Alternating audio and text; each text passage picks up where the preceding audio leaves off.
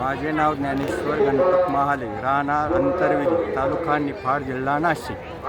कृषी विभागातून ते आमचे अधिकारी जायभावे साहेब यांनी मोफत एस.टीची सेवा कृषी कुंभासाठी केली होती. त्यानंतर आम्ही 30-35 शेतकरी मोफत त्या एस.टीत बसून नाशिक येथे आलो आणि कृषी कुंभासाठी उतरलो.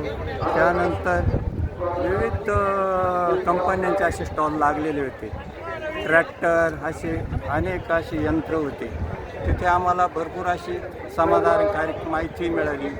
त्यानंतर कृषी विभागाची जे ड्राय फ्रूट्स वगैरे त्याची पण माहिती भरपूर मिळाली. त्यानंतर शेततळ्यांसाठी कोणते कांदा चाळीसाठी आणि पेस्टिसाईड्स यांचे मोठमोठे स्टॉल लागलेले होते. भाजीपाल्याचे ड्रायफ्रूट्स बनवणे, पक्का माल तयार करणे याविषयी भरपूर त्यांनी अशी समाधानकारक अशी माहिती दिली. त्यानंतर आम्ही पुढे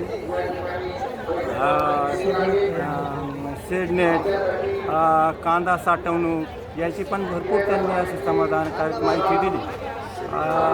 असे अनेक ज्या कंपन्या होत्या त्यांचे पूर्ण स्टॉल अशी बघण्याजोगी होते. खूप माहिती त्यांनी दिली.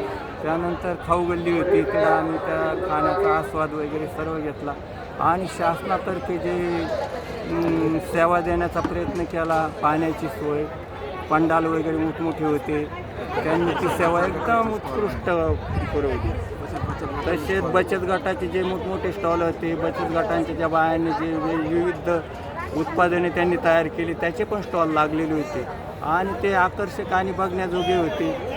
आणि जे पदार्थ होते ते पण असे गुणवत्ता लायक सगळे ठेवलेले तिथे होते. ते बघून खूप समाधान वाटले.